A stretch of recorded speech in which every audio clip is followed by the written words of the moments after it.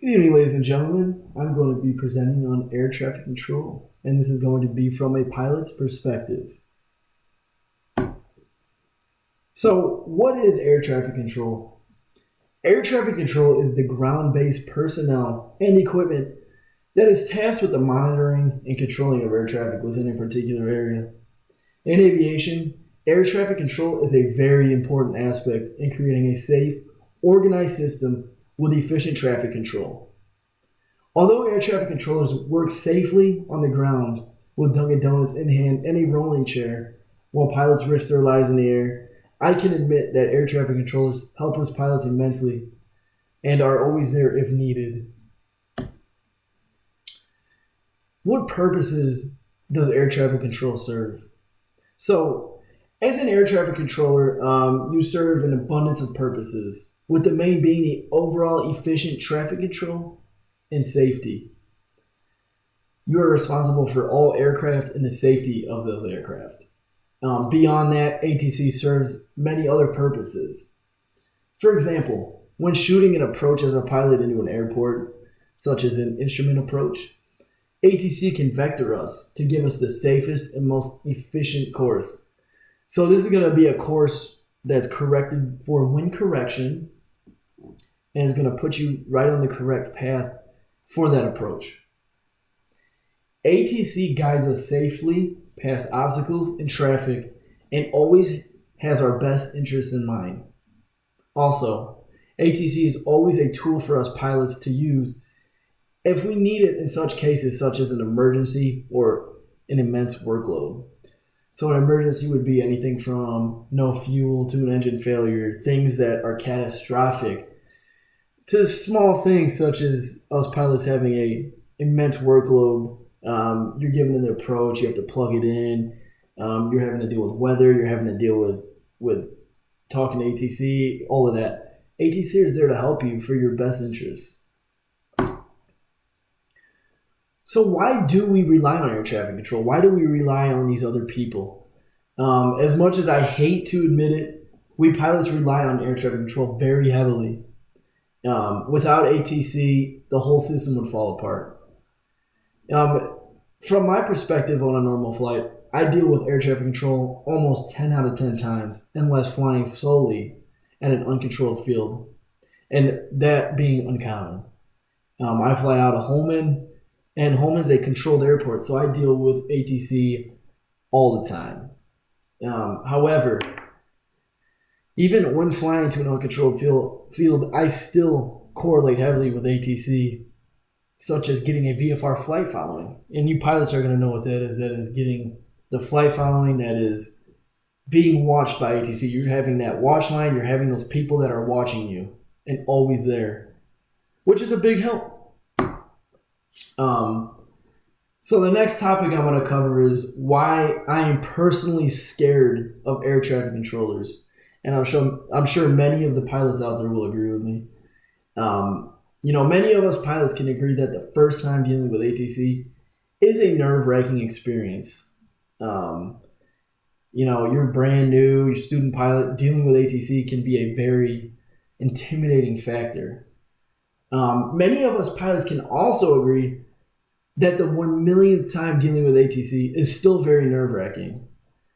Most controllers are very nice, such as controller Michael Ball, and I'm going to give a shout out to Indy Center, but sometimes you may come across a cranky old controller that has not had a good day, and they can make you feel like the worst person on earth just by their overall tone on the radio. And we all know what that tone is. They sound cranky, they have a high voice, and they just sound like they hate dealing with you at this moment. I'm going to show a video right now of a incident with a student pilot. Go ahead and load it up here. There we go.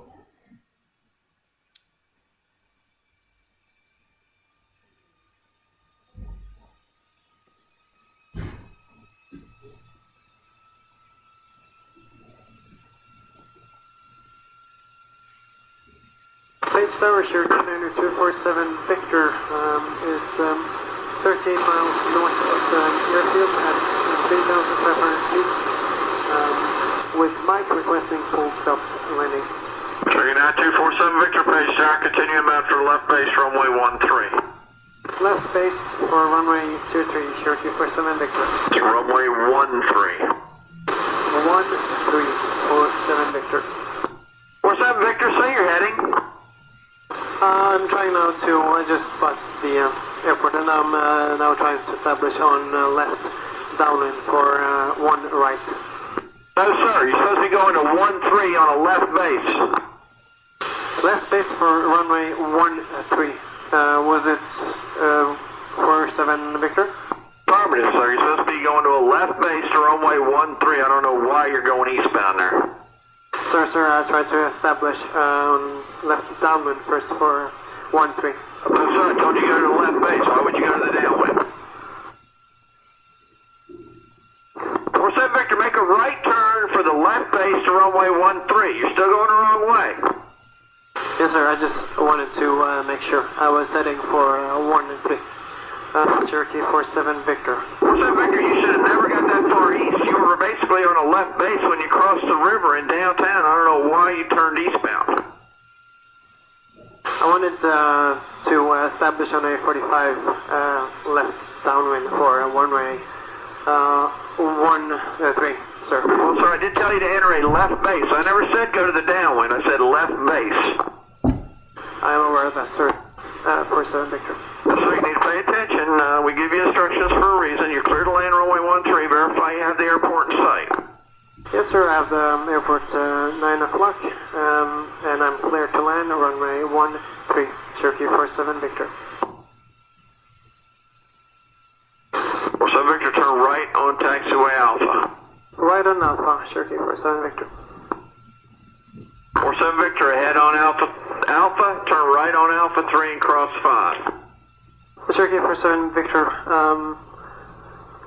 I'll be requesting a taxi to the FBO. 47 Victor, Alpha, turn right on Alpha 3. Right on Alpha 3, Cherokee 47 Victor.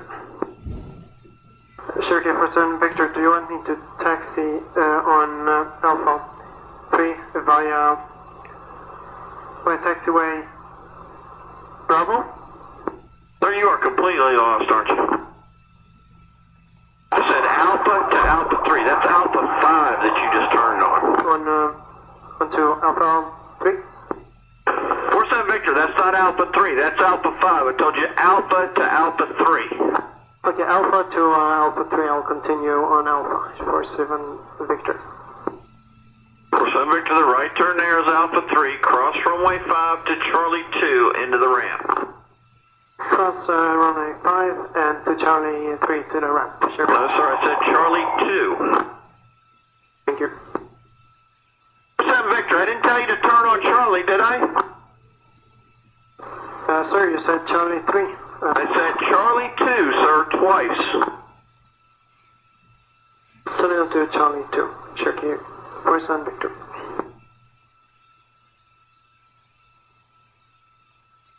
Ground Cherokee 47 Victor. Is it possible to taxi on to Charlie 3? Continue up Charlie, left turn Charlie 3, but from now on you need to pay attention to what you're told, sir, because you haven't caught one thing right since you got here. Okay, I'm sorry. I'll head now straight and then left on Charlie 3. Cherokee 47 Victor.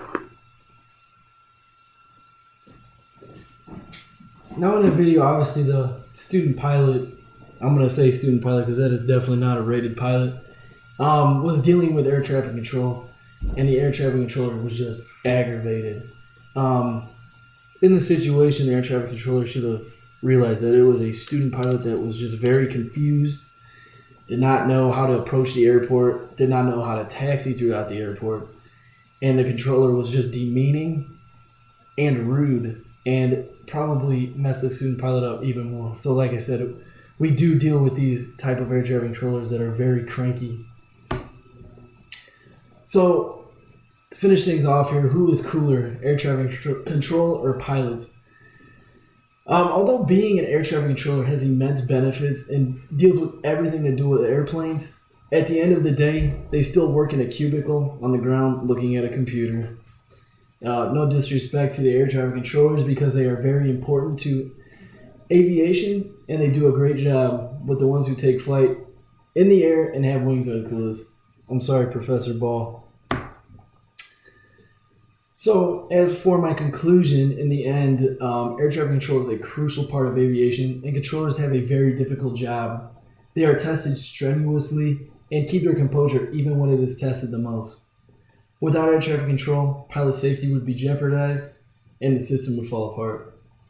I'd like to thank you to all those air traffic controllers out there. Have a good evening.